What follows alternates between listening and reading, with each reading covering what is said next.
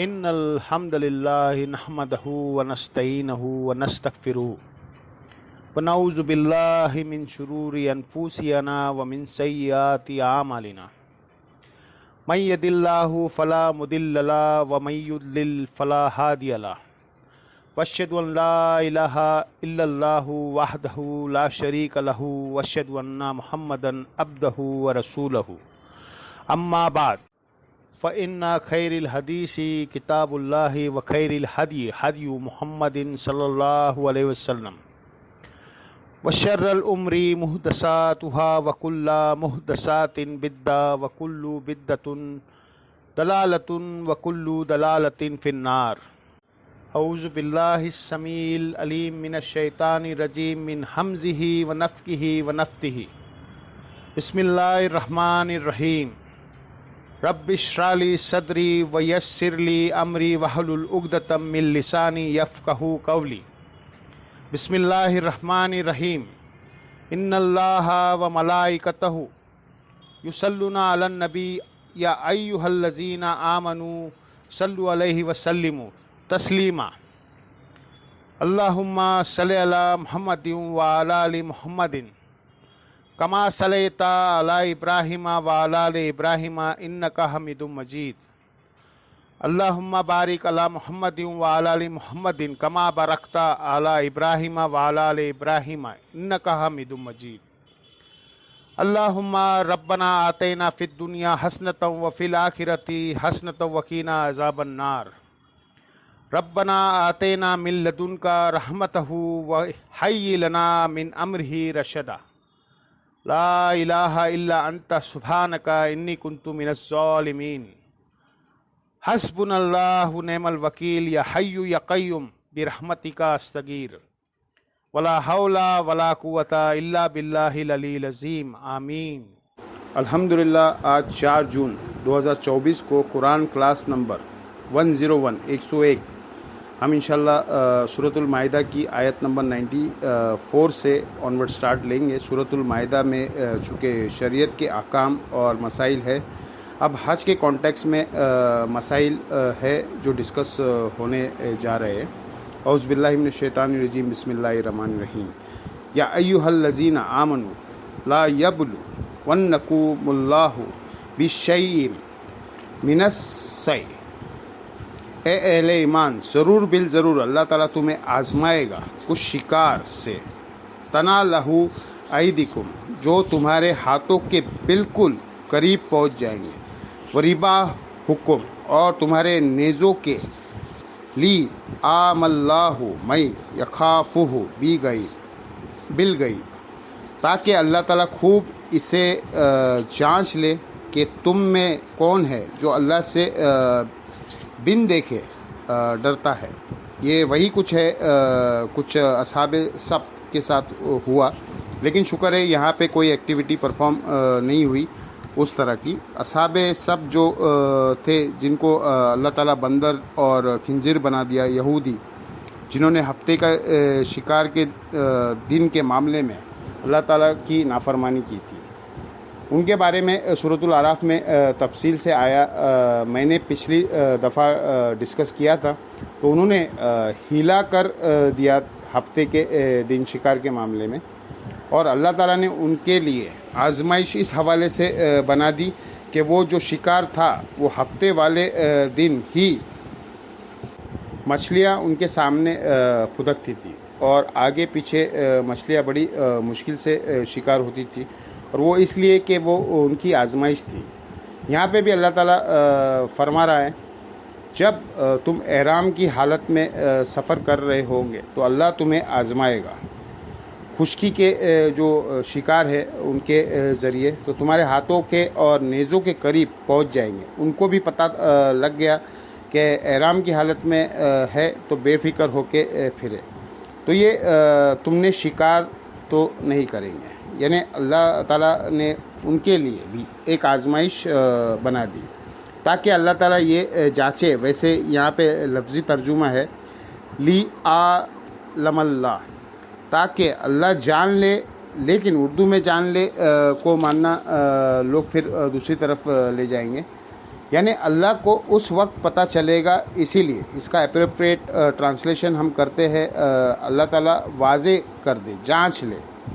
अल्लाह के इल्म में तो पहले ही है कि किसने क्या करना है, लेकिन वो एक दूसरे पे आप गवाह हो जाओ कि कौन है जो अल्लाह ताला के अहकामात की पैरवी करता है, कौन है जो बगावत पे आता है। तो मुसलमानों को भी कहा गया तुम्हें आजमाया जाएगा। अब ये जो तकलीफ़ है ना जी, इनसे तो हमने नहीं गुज़रना पड़ता। हम तो यहाँ से इस्लामाबाद, लाहौर, कराची से 4 घंटे की फ़्लाइट में जिद्दा एयरपोर्ट पर जाके या मदीना शरीफ एयरपोर्ट पर उतर जाते हैं। आज से ऑलमोस्ट 100 साल पहले आप चले जाएं तो लोग पैदल हज के लिए जाते थे या समुद्री जहाज़ के ज़रिए। तो जहाज़ में भी ऑलमोस्ट सब कॉन्टिनेंट से 2 हफ्ते का सफ़र तो होता था समुंदर के अंदर। उसके बाद फिर पैदल सफ़र होता था 2 दिन और रात का की मुसाफत थी सिर्फ जिद्दा से मक्का। और आज वो 50 मिनट की ड्राइव है, किधर 2 दिन और 1 रात, और वो भी तकलीफ़ में रेगिस्तान में जहाँ पे सांप डसने का और मूज़ी जानवरों से डर, और सबसे बढ़कर इस बात का डर कि काफ़िले लूट लिए ना जाए। उस ज़मानों में तो अरब में तेल तो नहीं निकला था, अरबी गरीब थे, हाजियों को काफ़िले लूटते थे, मुसलमान होकर भी लूटते थे। जिस तरह यहाँ पे भी मुसलमान को लूट रहे हैं।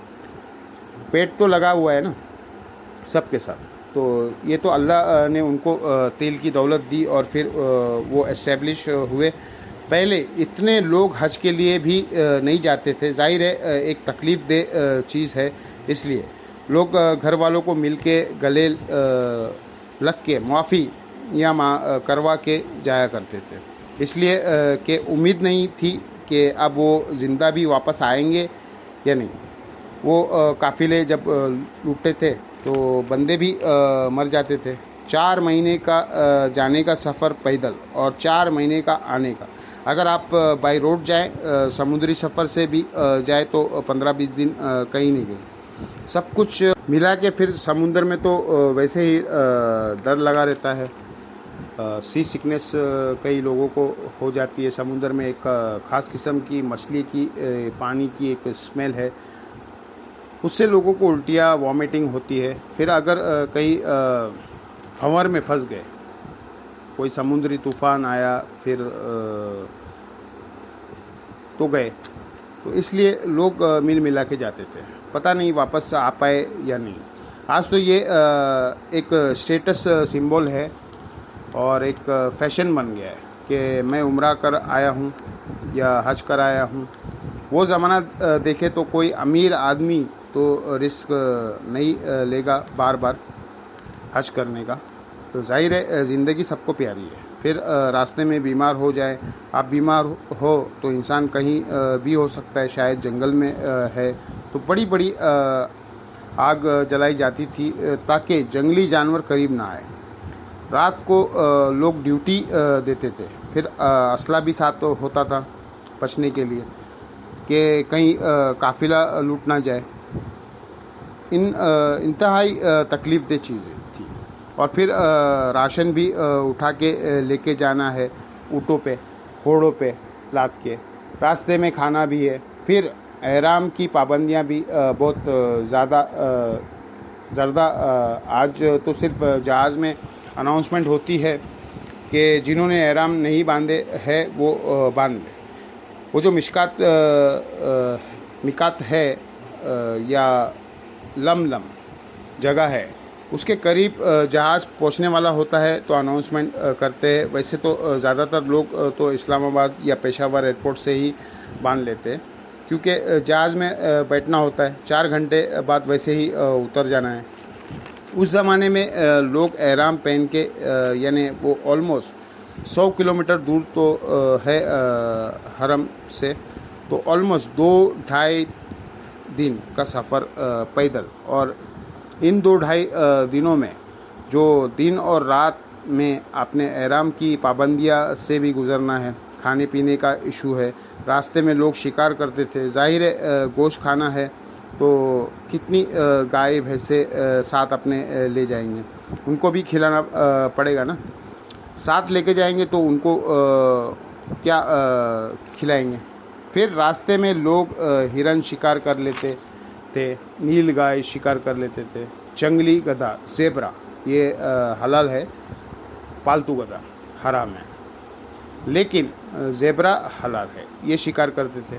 तो अल्लाह ताला ने हालत एहराम में उनको शिकार मना कर, इवन जो नुकसानदेह जानवर है उनको मारना भी जायज़ नहीं है, इल्ला ये कि जब आपको ख़तरा हो, एक एक्सपेक्टेशन चल के आएगी, आगे चल के आएगी, वो है समुद्री।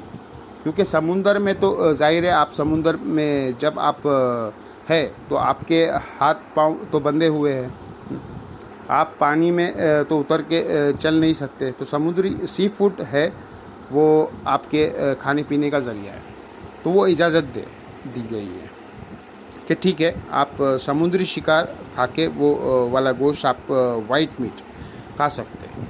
ज़मीन को का सफ़र करने लोग शिकार नहीं करेंगे, रोटी खाएं और चीज़ें खाएं। फिर सालन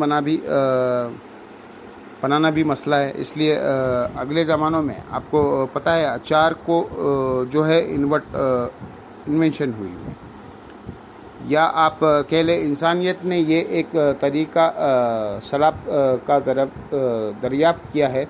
वो इसलिए किया है कि लोगों ने इतना लंबा सफ़र करना होता था, तो सालन तो 2 दिन के अंदर ख़राब हो जाता है, और गर्मियों में तो 1 दिन में। अचार जो है वो बेशक आप 1000 साल तक ऑयल का अंदर डुबो के रखे ख़राब नहीं होता।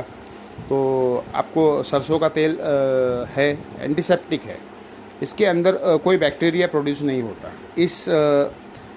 इसकी जो चीज़ें इसमें जो चीज़ें डूबी हुई है ये उसी तरह रहेगी, वो आप मर्ज़ी इस्तेमाल करें, अचार जितना भी पुराना हो ख़राब नहीं होता। इससे भी बेहतर एक मोड है, वो है अल्कोहल है। होम्योपैथिक अद्याविया के ऊपर आप देखें एक्सपायरी डेट नहीं होती, एक्सपायर होती ही नहीं, चाहे 10,000 साल बाद कोई इस्तेमाल करे। अल्कोहल में जो है डूब गई उसने ख़राब नहीं होना। इसीलिए आप देखें लेबोरेटरी में उन्होंने कई एक चीज़ें उसमें डुबो को रखी हुई है एक्सपेरिमेंट करने के लिए, उसमें ख़राब नहीं होती, क्योंकि उसके अंदर कोई बैक्टीरिया दाखिल ही नहीं हो सकता, वो मर जाएगा। इसीलिए आप का ज़ख़म भी स्पिरिट से साफ़ होता है, ताकि वहाँ पे कोई बैक्टीरिया है तो मर जाए। ये एक अल्लाह की ऐसी चीज़ बनाई है जो अगले ज़माने में लोग फिर सफ़र के दौरान उनको इस आजमाइशों से गुज़रना पड़ता था।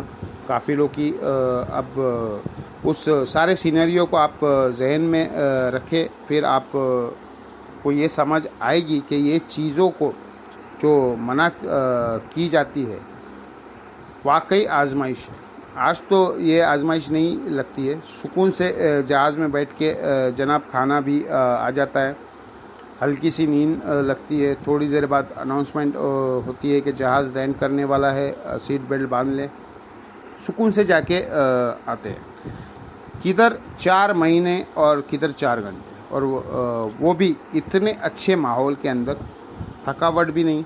लेकिन उस ज़माने में ये मुश्किल काम था, इसलिए आप इस आजमाइश को समझ सकते हैं सहाबा इकराम के हवाले से। फमानी आ तदा बादा ज़ालिक, तो जो कोई फिर हद से बढ़ेगा इस के बाद, तो हमने नसीहत कुरान में कर दी है, शरीयत की पाबंदी है कि कोई एहराम की हालत में शिकार नहीं कर सकता। फलाहु अज़ाबुन अलीम, तो उसके लिए फिर दर्दनाक अज़ाब है। या अय्युहल्लज़ीना आमनु, ए ईमान, ला तक़्तुलुस सैदा व तुम हुरून, मत शिकार करो कोई चीज़ जब तुम हालत एहराम में हो। अब ये मुतल्लिकन शिकार की बात आ गई है। खाने पीने का शिकार भी और कोई दरिंदा भी शिकार करने की ज़रूरत नहीं।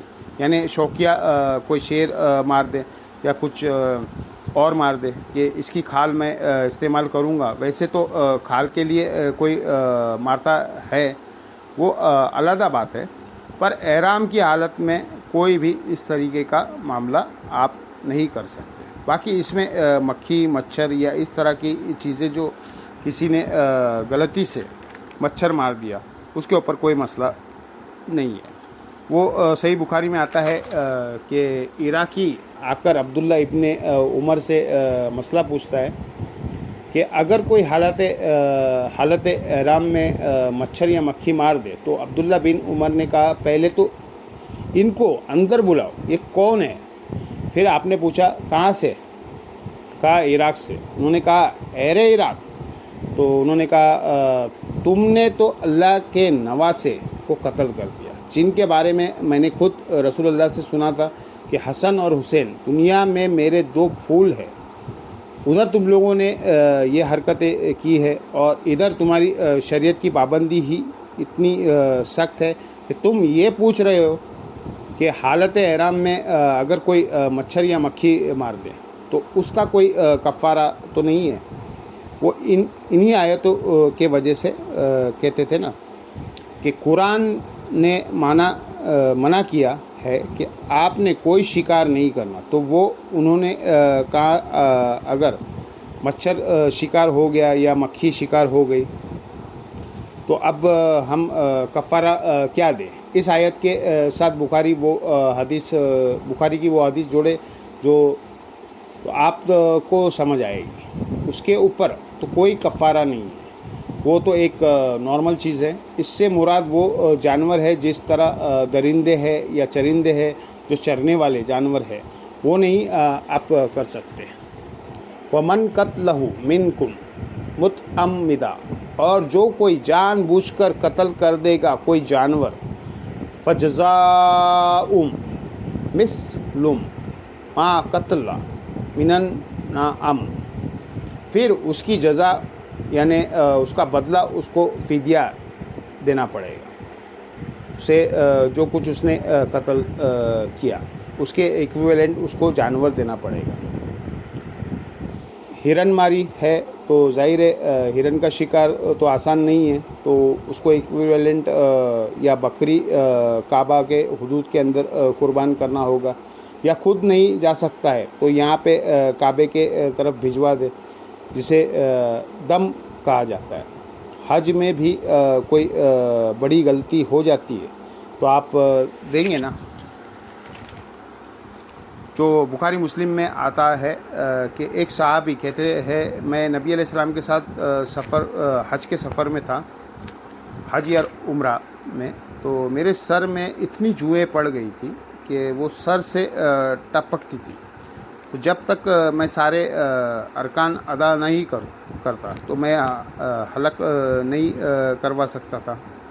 लेकिन जहाँ इतनी तंग कर रही थी, हुजूर के पास पेश हुए, या रसूलुल्लाह मैं क्या करूँ?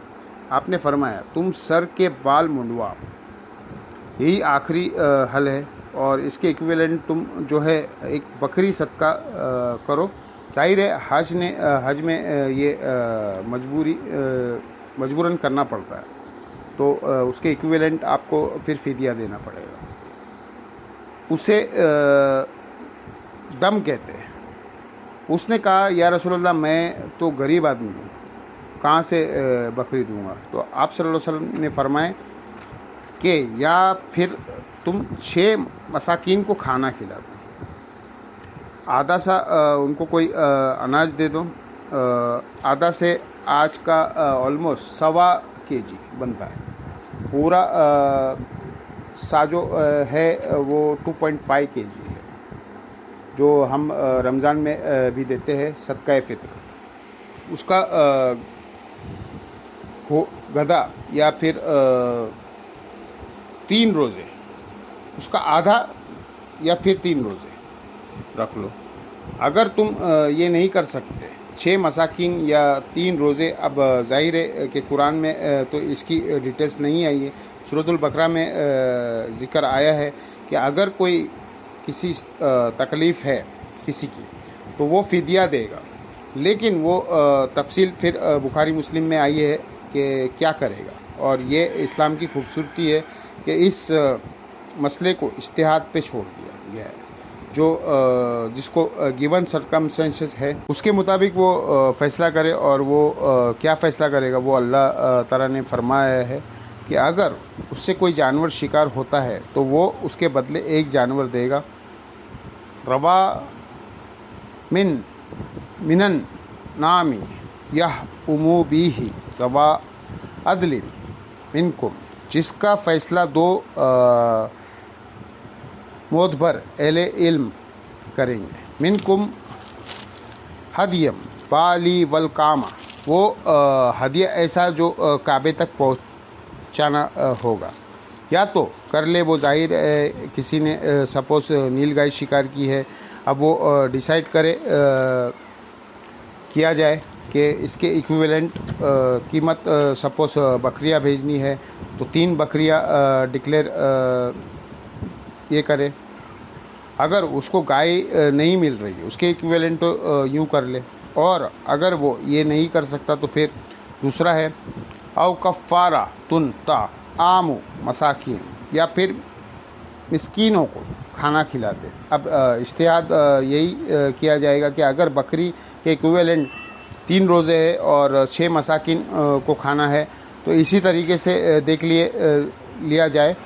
अगर 3 बकरियों के इक्विवेलेंट बन रहा है तो रोज़ों पे फिर 3 गुना कर ले, यानी 9 हो गए, और मसाकिन को 3 गुना कर ले तो 18। इस पर भी आपको मुख्तलिफ अक़वाल मिलेंगे। और ये वो चीज़ें हैं जिनके ऊपर वो कहते हैं तक़लीद करना ज़रूरी है। अच्छा, कोई इमाम इसका मसला निकाल भी देता है, अल्लाह ने तो कहा ही नहीं है इमाम की तक़लीद करना है। अल्लाह ने कहा भी नहीं कहा है कि उस वक्त जो 2 बंदे हैं ना, कोई पढ़े अहले इल्म, उनसे फ़ैसला करवा दो। तो यहाँ तो आना चाहिए कि 4 इमाम बाद में आएगा, वो बढ़ा देंगे कितने कितने करना है। तो कुरान ही खिलाफ है तक़लीद के, वरना ये आता कि 2 बंदे जो है तुम में से फ़ैसला करे कि हाँ जी इस पे इसने अगर शेर मारा है तो इसके इक्विवेलेंट ये है, इसके इक्विवेलेंट ये है, कुछ भी नहीं, बस छोड़ दिया। इज्तिहाद इस्लाम की खूबसूरती है। कुरान और सुन्नत फ़िक्स है। अव अदलु सालिका सियामा, या फिर इसके इक्विवेलेंट रोज़े रख ले। वो रोज़े मैंने आपको बता दिया, कहते हैं ना, वो काजी शुरे को ख़त लिखा था हज़रत उमर ने, जो मुज़न्नत अभी शाबा में और सुनन निसाई में भी कोई मसला हो तो पहले कुरान में देख, कुरान में ना मिले तो सुन्नत में ना हो तो इजमा ए उम्मत में, वो भी ना हो तो इज्तिहाद कर। और बेहतर है कि इज्तिहाद के तरफ नहीं जाओ। अगर मसला सॉल्व हो रहा है यहाँ पे तो मैंने आपको बुखारी मुस्लिम से साबित कर दिया है। सूरतुल बकरा की वो जो आयत है जिसमें हज का ज़िक्र हुआ, उनमें कि अगर किसी को कोई तकलीफ़ है और उसको फिर दम देना पड़ता है, उस कॉन्टेक्स्ट बुखारी मुस्लिम में हदीस मौजूद है कि बकरी या उसके इक्विवेलेंट 3 रोज़े या 6 मसाकिन को खाना, बस वो इक्विवेलेंट आप लगा ले तो वो आप खुद भी कैलकुलेट कर सकते हैं या 2 अहले इल्म से करवा ले अगर उन्होंने बुखारी मुस्लिम पढ़ी हुई तो। ली यजू का वबाल अम्री, ताकि वो मज़ा चख ले अपने उस काम का, यानी दुनिया में अल्लाह ने एक मदनी प्रायोरिटी रख दी है ताकि वो एक इक्विवेलेंट कफ़ारा बन जाए। जिस तरह आया है, किसी से कोई मुसलमान का कत्ल हुआ एक्सीडेंटली, जानबूझ के नहीं, तीर चलाया था जानवर पे और आगे बंदा आ गया, तो वहाँ पे भी आया है तौबा तो करनी है, दियत भी देनी है। 100 ऊँट अबू दाऊद में आया है, मरने वाले को 100 ऊँट और प्लस एक गुलाम भी आज़ाद करना है, और अगर एक गुलाम नहीं आज़ाद कर सकता 60 मसाकीन को खाना खिलाना है या 60 मुसलसल रोज़े रखने हैं। ये वो चीज़ें हैं जो आपने अल्लाह से तौबा करने के लिए पेनल्टी पड़ेगी। उन कामों की वो हर जगह है, यहाँ पे भी आपको पेनल्टी आएगी कि अगर आपने ये हरकत की है तो मज़ा चखो उसका, इस हरकत का कफ़ारा तो अदा करना पड़ेगा। अफ़ल्लाहु अम्मा सलफ़, हाँ जो पहले हो चुका वो अल्लाह ने तुम्हें मुआफ़ किया। वमन आदा, और जो कोई दोबारा करेगा, फ़यंतकी मुल्लाहु मिन, तो अल्लाह ताला ऐसे बंदे से इंतकाम लेगा जो जानबूझ के इस चक्कर में पड़ जाएगा। चलो जी, खैर है, थोड़ा शौक़ पूरा कर ले जाके, मैं फ़िदिया दे दूँगा। तो ये शौकिया तौर पर भी कोई नहीं कर सकता कि बाल जानबूझकर मुंडवा दिया एहराम की हालत में। मैं एक बकरी दे दूँगा, ये हरकतें नहीं करनी। या जानबूझ के नमाज में कोई गलती करता है, एंड पे सजदा निकाल दूँगा, ये काम गलत है।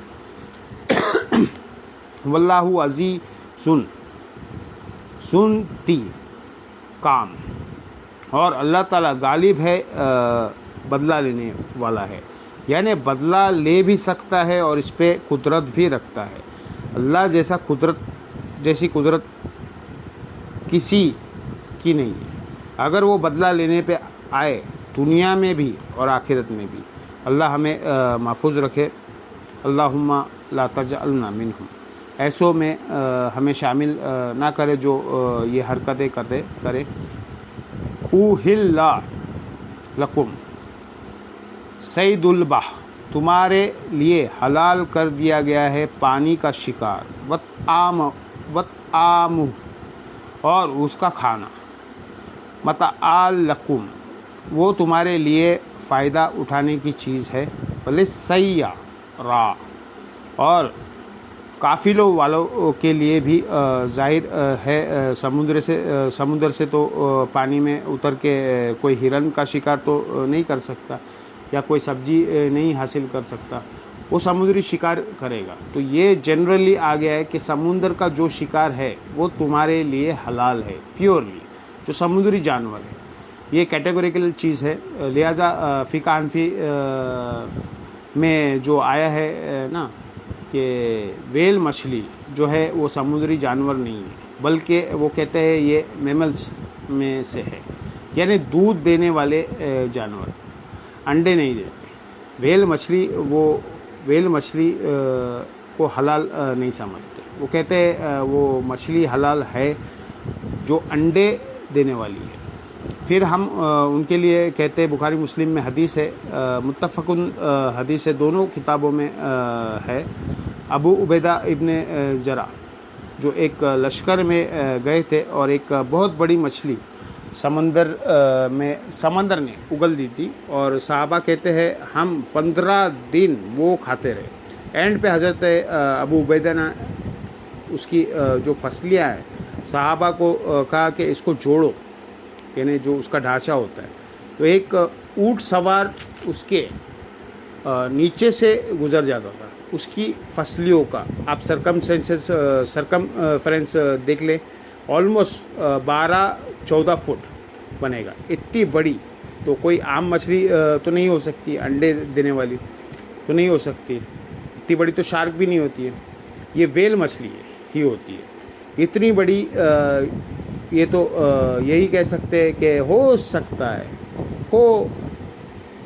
तो वेल मछली भी हलाल है, हर समुद्री जानवर हलाल है, और उसकी निशानी ये है कि समुद्र से निकलने के बाद वो मर जाएगी, वो हलाल है।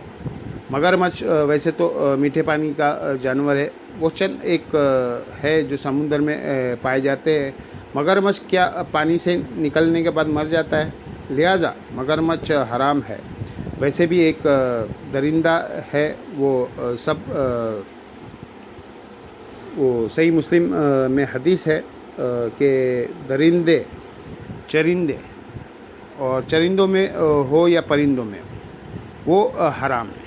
मगरमच्छ सांप पानी में के अंदर ज़िंदा रहते हैं, बाहर भी ज़िंदा रहते हैं। लेकिन व्हेल मछली को आप बाहर निकाल दें तो वो घंटे 1 घंटे बाद मर जाती है, 1 या 2 घंटे बाद, 1.5-2 घंटे बाद मर जाती है, फ़ौरन नहीं मरती।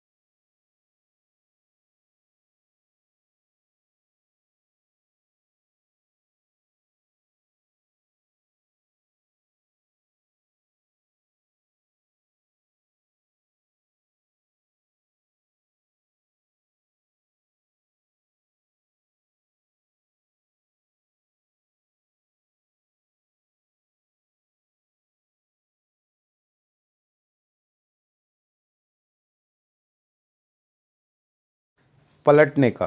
अल्लाहुम्मा ला तजअलना मिनहुम अल्लाहुम्मा अजिरना मिनन नार आमीन। इल्लल मुस्तदा आफिना मिनर रिजाला।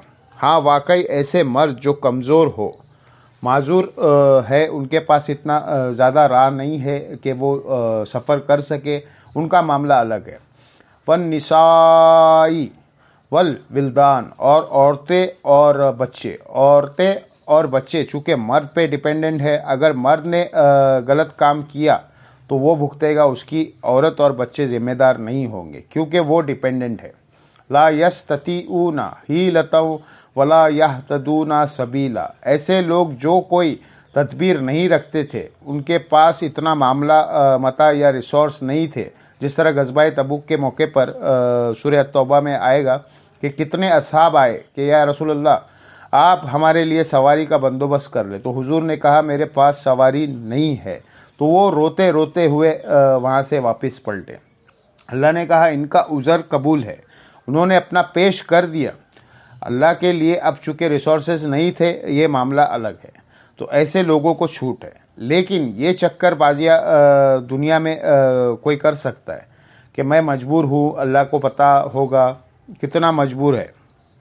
दुनिया को आप धोखा दे सकते हैं कि जी मेरी ये मजबूरी थी इसलिए मैं ये नहीं कर सका, और मुझे ये पता चल जाता तो मैं ये कर लेता। तो अल्लाह ताला फरमा रहा है उनका मामला बिल्कुल अलग है कि जिनके पास कोई तदबीर, कोई रास्ता नहीं थी। फ़उलाइका असल्लाहु अन याफ़ू अन्हुम। तो अनकरीब अल्लाह ताला इनके साथ उम्मीद है कि दरगुजर फरमाएगा। इधर भी देखें अल्लाह का गुस्सा का लेवल क्या है। अल्लाह ने ये नहीं फरमाया कि मैंने उनको मुआफ़ किया हुआ है, कहा कि अनकरीब इनकी कोशिश करके छोड़ दूँगा, पूछूंगा ज़रूर। नारे तो बड़े लगाते थे, मौत कबूल कर लेता, पैदल टूर कर लेता। अबू ज़र गफ़ारी ने पैदल चला तबुक के लिए। सर, ऊँट नहीं चला तो खुद चल पड़े। तो थोड़ी सी